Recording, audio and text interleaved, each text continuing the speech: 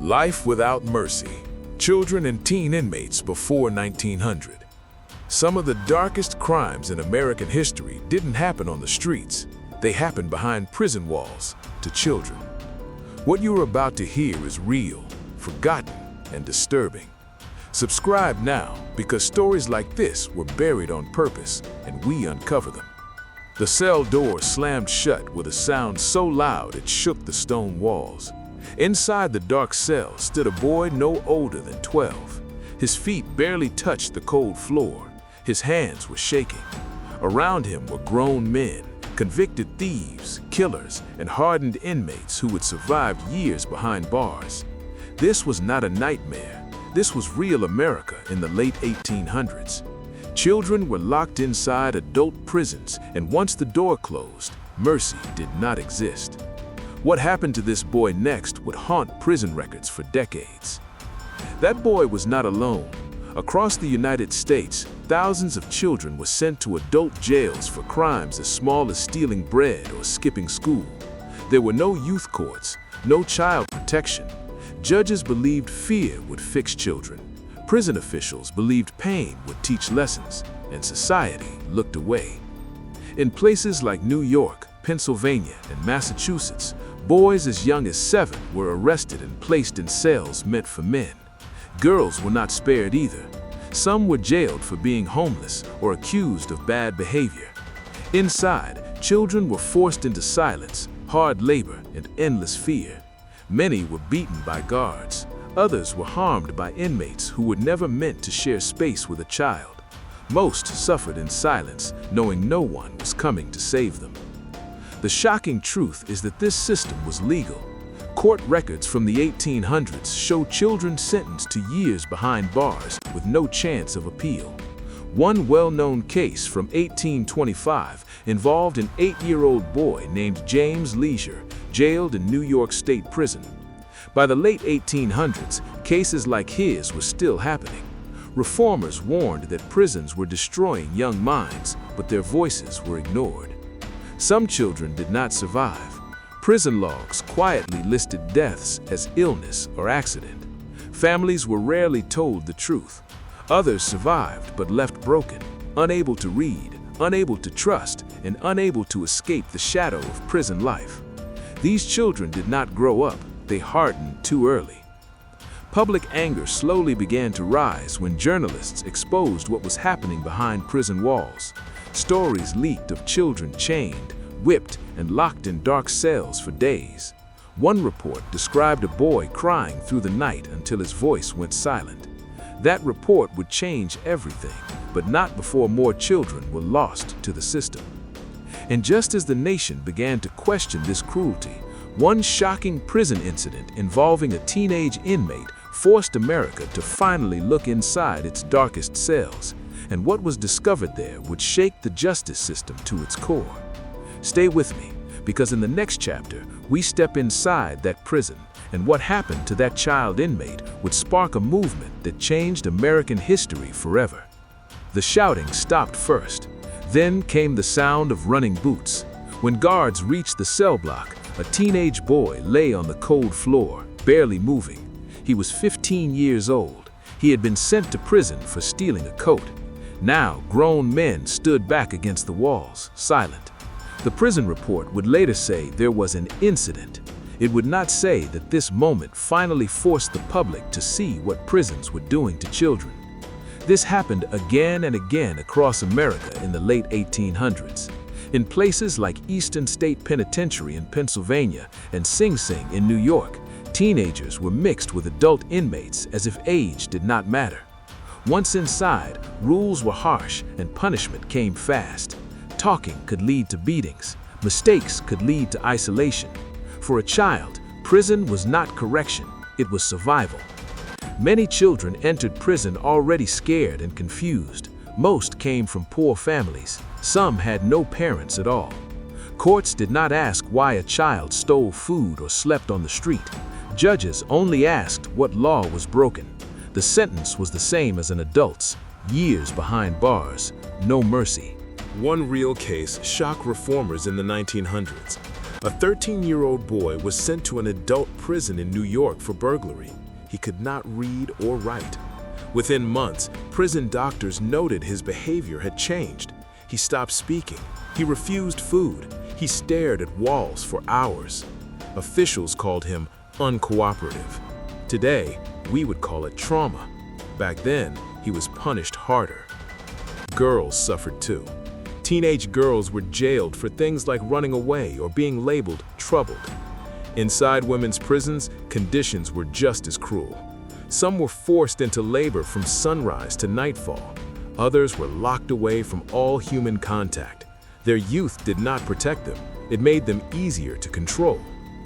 Outside prison walls, most Americans had no idea this was happening. Prisons were closed worlds. Guards controlled the stories. Deaths were hidden behind simple words like fever or weakness. Families were told their children were being corrected. In truth, many children left prison worse than when they entered or never left at all. Then something changed. Journalists began asking questions. Social reformers demanded access to prisons. One group in Massachusetts documented case after case of children locked in adult cells. Their reports described small bodies in heavy chains, children working alongside violent offenders, teenagers learning crime instead of escaping it. Public meetings followed. Parents stood up and spoke. Former inmates told their stories. One man described being sent to prison at 11 and leaving at 20 with no education, no family, and no future. His words spread through newspapers, stirring anger and shame across the country. Slowly, the idea took hold that children should not be treated like adults. Reformers argued that prisons were creating criminals, not stopping them.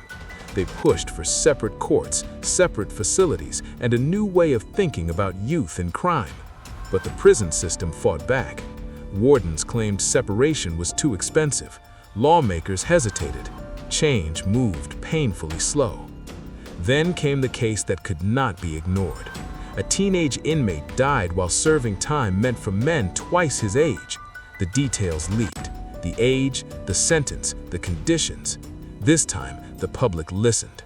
Protests followed. Editorials demanded answers. Politicians were forced to respond. That death became a turning point. Within a few years, the first juvenile courts began to appear. Separate reform schools replaced adult cells, though many were still harsh. The idea of childhood, once ignored by the justice system, finally began to matter. But reform did not erase the damage already done. Thousands of former child inmates carried prison scars for life. Some became repeat offenders, others disappeared into poverty and silence. Their stories were never written down. Their pain was never repaired. And just when America believed it had fixed the problem, records revealed something disturbing. Children were still being punished in secret, under new names, in places that claimed to be safe. In the next chapter, we uncover what those new institutions really were, and why, for many children, mercy was still missing. The building looked kinder than a prison. There were windows, there was a yard. Some even had classrooms. They were called reform schools, industrial schools, or training schools. To the public, they sounded like places meant to save children. But for many boys and girls sent there before 1900, the suffering did not end. It simply changed shape. One boy, aged 14, was sent to a reform school in Illinois after being caught stealing coal to heat his home. Newspapers described the place as progressive. Inside, the doors still locked. Children were still beaten. Silence was still enforced. If a child disobeyed, punishment came fast. Whippings, isolation rooms, forced labor from sunrise to nightfall. The word reform did not mean mercy. These schools were filled with children taken from adult prisons, but the mindset followed them. Many staff members were former guards. Discipline mattered more than care. Records from the New York House of Refuge show children as young as 9 placed in solitary confinement for days. Some were locked in dark rooms with nothing but bread and water. Officials believed breaking a child's spirit would fix their behavior. Deaths still happened. They were just harder to see. When a child died, reports blamed sickness or weakness. Families were rarely allowed inside. Many never knew what truly happened. In one documented case from the 1890s, a teenage boy collapsed during forced labor and never stood up again. His death was recorded without investigation. The system moved on. Not all children accepted this quietly. Some ran away, others fought back. Escapes were common, and when children were caught, punishment doubled. Chains returned, beatings worsened. The message was clear: obedience or pain. Childhood was not considered a reason for mercy. Yet voices outside grew louder. Reformers who once pushed for separation now demanded real protection. Journalists published survivor accounts. One former inmate described being sent to prison at 10, moved to a reform school at 12, and released at 18 with no family and no future. "They taught me fear," he said, "not how to live." By the late 1890s, pressure reached lawmakers. The idea of juvenile courts gained support. In 1899, Illinois opened the first official juvenile court in the United States. For the first time, the law admitted children were different from adults. Judges were told to look at a child's life, not just their crime. But change did not reach everyone. Many states were slow to follow. Rural areas continued sending children to adult jails. Reform schools remained harsh. Some children fell through the cracks completely, too young for prison, too poor for protection. The damage lasted long after release. Former child inmates struggled to find work. Many could not read. Many carried fear into adulthood. Studies later showed a painful truth. Children raised in punishment often returned to crime, not because they were bad, but because prison was the only world they knew. America eventually learned a hard lesson. Treating children like criminals created criminals. Punishment without mercy destroyed lives before they had begun. The prison system of the 1800s left behind a generation of broken youth whose stories were buried in court files and forgotten records. Today, juvenile justice exists because of them, because of the boys and girls locked in cells meant for men, because of children who cried behind stone walls and were never heard. Their suffering forced change, but it came too late for many. And even now, one question remains: how many stories were never told, and how many children were lost before the world finally decided they mattered? If this chapter moved you, stay with the story. What comes next will reveal how echoes of this past still shape justice today, and why remembering these children matters more than ever. The iron door closed again, this time in the new century. The boy inside was small, frightened, and officially labeled a ward of the state. On paper, he was no longer in a prison. He was in a place meant to help him. But as the lock clicked into place, the fear in his eyes looked the same as the children before him. The system had changed its name, not its nature, and what happened next would prove that mercy was still fragile. After the first juvenile courts opened in 1899, many Americans believed the nightmare was over. Newspapers praised progress. Politicians spoke of hope. Children, they said, would finally be protected. But behind the walls of many reform schools, old habits refused to die. Guards still believed in fear. Discipline still came before care. And children were still paying the price. In several states, children were sent to reform schools without trials. Judges decided their fate in minutes. Some weren't even accused of crimes. Being poor, homeless, or unruly was enough. Once inside, children followed strict schedules. Wake up before sunrise, work all day, silence at night. Any mistake brought punishment. One real investigation in the early 1900s uncovered shocking conditions inside a Midwestern reform school. Boys were forced to march for hours. Food was withheld as punishment.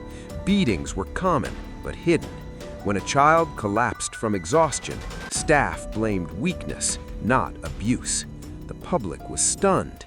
They had been told these places were safe. Girls faced quiet suffering. Many were sent away for reasons no longer considered crimes. Running away, disobeying parents, being at risk. Inside, they worked long hours sewing or cleaning. Some were locked away alone for weeks. Their voices were rarely heard outside the walls.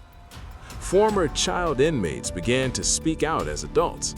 Their stories shared the same pattern. Fear replaced childhood. Pain replaced learning. Trust disappeared. Many said they left institutions angry and lost, unprepared for the world they were sent back into. Slowly, reform deepened. Rules were written. Inspections began. Some schools improved. Others closed. The idea of protecting children gained strength, but it took decades. For many, help came too late. The truth is painful. America learned how not to treat children by first doing it wrong. The suffering of child inmates before 1900 built the foundation of modern juvenile justice. Every law, every safeguard was written in response to lives already damaged. But history does not stay buried. Even today, debates continue about punishment, age, and responsibility. The past whispers a warning. When mercy is removed, children break. And when children break, society pays the price. The children of the 1800s had no voice, no choice, no mercy. Their stories remind us that justice must protect the most vulnerable, or it becomes another kind of prison. And as we look at the systems we trust today, one question still echoes from those stone walls. Have we truly learned, or are we repeating the past in new ways? The file was thin. Just a name, an age, and a short note written in faded ink. Released. No explanation, no follow-up. For thousands of children who passed through prisons and reform schools before 1900, this was how their stories ended on paper. Not with justice, not with healing, just silence. But what happened after those doors opened was often just as painful as what happened inside. Many children were released with nothing. No money, no education, no family waiting. A boy who entered prison at 10 might leave at 18 knowing only rules, fear, and punishment. The outside world felt strange and unsafe. Some tried to work but were turned away when people learned where they had been. Others drifted back to the streets, where prison life had already taught them how to survive the hard way. Real records from the late 1800s showed a pattern that scared reformers. Former child inmates were more likely to be arrested again, not because they were born bad, but because prison had shaped them. Violence felt normal, authority felt dangerous, trust felt impossible. The system claimed to correct them, yet it sent them back broken. One former inmate from New York spoke years later about his childhood behind bars. He said the prison taught him 3 things: how to stay quiet, how to fight, and how to never expect kindness. He was sent in for stealing food. He came out angry, alone, and ready to return to crime. His story was not rare, it was common. Some children disappeared completely. No records, no families searching. Reformers believed many died young, worn down by years of fear and hard labor. Others were swallowed by poverty. Their lives never made it into history books. Only prison walls remembered them. By the early 1900s, laws began to change more clearly. Juvenile courts expanded. Child labor laws followed. Education became a right. Slowly, society accepted a truth that should have been obvious all along. Children needed care, not cages. But progress was uneven. Some states moved fast, others resisted. The scars remained. Even as adults, former child inmates struggled. Nightmares, anger, silence. Many could not explain their pain. In their time, no one called it trauma. They were simply labeled difficult, broken, or lost. Historians now look back and see the cost. Every reform came after suffering.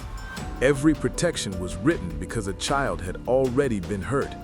The justice system learned by failing its youngest prisoners first. Today, their stories matter more than ever. When society debates punishment, age, and responsibility, the past stands as a warning. When children are treated without mercy, the damage spreads far beyond prison walls. The children of the 1800s did not choose their fate. They were shaped by fear in a system that did not see them as children at all.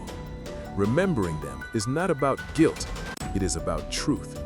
Because once you understand what happens when mercy is taken away from a child, you can never look at justice the same way again. The last prison ledger closed without a sound. No crowd, no apology. Just dust settling on shelves filled with names of children who grew up behind bars before the world decided they were worth saving. By the time America truly admitted what it had done, most of those children were already gone, lost to poverty, crime, illness, or quiet lives shaped by fear. Their childhoods ended long before they ever reached adulthood. What history finally revealed was simple and painful. Children were never too dangerous to protect. They were simply too powerless to matter. In the 1800s, the justice system did not ask who a child was or why they failed. It only asked how to punish them. And punishment came fast. Cells were small, rules were cruel, mercy was rare. Records from the late 19th century showed that many adults filling prisons later in life had first entered jail as children. Reformers recognized the pattern too late. Prison did not stop crime for children, it trained it. Fear became normal, violence became a language, trust disappeared. When these children were released, society blamed them for the damage it had caused. By the early 1900s, juvenile courts and child protections expanded, but the memory of those early child inmates faded quickly. Their names were not taught in schools, their names were not honored. Progress moved forward, but remembrance did not. The nation preferred to celebrate reform rather than face the suffering that forced it to happen. Yet the past never fully leaves. Modern debates about punishment, detention, and youth responsibility still echo the same questions asked over 100 years ago. How young is too young? How harsh is too harsh? And whether fear truly creates safety? The answers are written in those old prison records, if anyone is willing to read them. The children of the 1800s taught America a lesson written in pain. When a system forgets mercy, it creates harm that lasts generations. When children are treated as criminals instead of children, the damage does not end at the prison gate. It spreads into families, into communities, into the future. These boys and girls had no voice then. They could not tell their stories. They could not demand change. All they could do was endure. And because they endured, others were spared the same fate later on. Their lives remind us of a truth that should never be ignored. Justice without mercy is not justice at all. And a society is measured not by how it punishes its weakest, but by how it protects them. This is where the story ends, but the warning remains. Because every time a child stands alone before a system that chooses punishment over care, the past is watching. And it is waiting to see if we remember. These children had no voice when it happened, but remembering them gives them one now. If this story made you feel something, don't look away. Subscribe for more real, hidden, true crime stories history tried to erase.